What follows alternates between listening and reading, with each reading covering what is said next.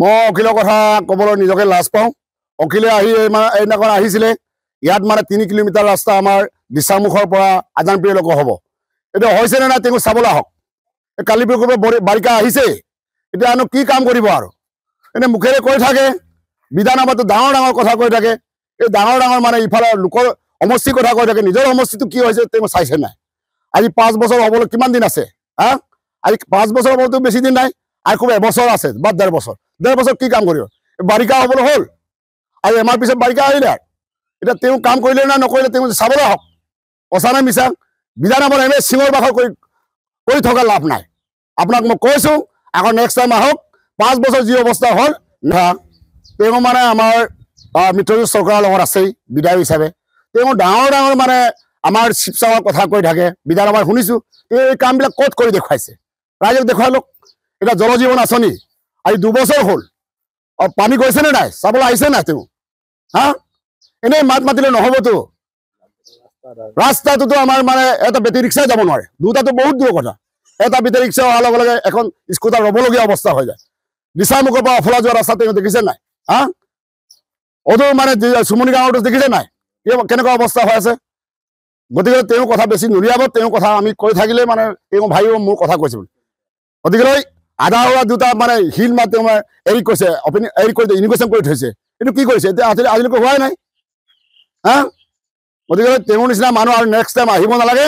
আমি শিৱসাগৰ সমষ্টিবাসী হিচাপে অতি দুৰ্ভাগ্যজনক বুলি ক'ব লাগিব। যিহেতু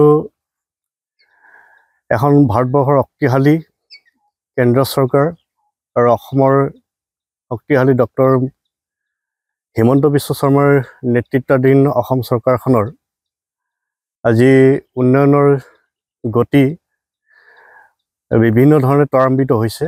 ইতিমধ্যে এডভান্টেজ আছাম ইয়াতে বিভিন্ন পৰিকল্পনা তেওঁলোকে হাতত লৈ উন্নয়নৰ দিশলৈ আগবাঢ়িছে।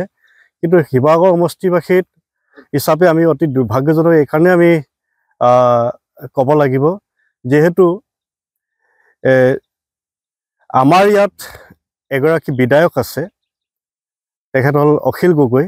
তেখেতৰ সমষ্টিটো আমি নাগৰিক হিচাপে আমাৰ এই নদী দাঁতিকাষৰীয়া এলেকাত যিমানবিলাক গৰাখহনীয়া হৈ আছে, এই গৰাখহনীয়া স্থায়ী সমাধানৰ কাৰণে চৰকাৰে যি পদক্ষেপ গ্ৰহণ কৰিবলৈ ইতিবাচক অহাৰি আমাক জনাইছিলে, আৰু তেখেতে চূড়ান্তভাৱে এই অহাৰিবিলাকৰ এটা প্ৰতিক্ৰিয়াশীল তেখেতে যেতিয়া স্থিতি গ্ৰহণ কৰিলে, তাৰ পাছতে ইয়াৰ স্থায়ী প্ৰতিৰোধৰ কামত কিছু বাধা আৰোপ হৈছে।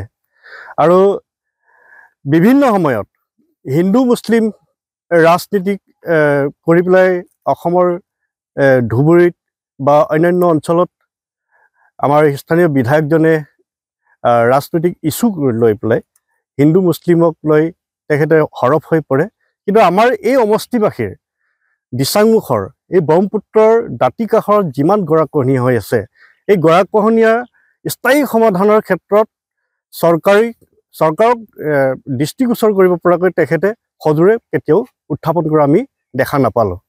আৰু তেখেত আজি বিগত 4 বছৰ কাল তেখেত স্থানীয় বিধায়ক হিচাপে কাৰ্যকাল তেখেত সমাপ্ত কৰিছে। আৰু এবছৰ 2026 চনত নিশ্চিতভাৱে এটা নিৰ্বাচন হ'ব। আৰু আমাৰ যি জ্বলন্ত সমস্যা, বান গৰাখহনীয়া যি জ্বলন্ত সমস্যা, এই সমস্যাটো যদি আমাৰ চৰকাৰী পক্ষৰ যদি এজন বিধায়ক থকা হ'লে হয়তো অতি আন্তৰিকতাৰে আজি স্থায়ী প্ৰতিৰোধৰ কাম তেওঁলোকে আগবঢ়াই নিলেহেঁতেন। কিন্তু দুৰ্ভাগ্যজনক, আমি নিজে দুৰ্ভাগ্যজনক বুলি ক'ব লাগিব শিৱসাগৰ সমষ্টিবাসী হিচাপে। গতিকে ইয়াত তেখেতে যি ধৰণে বিধানসভাত বিষয়বিলাক উপস্থাপন কৰিছে, কোনো ধৰণৰ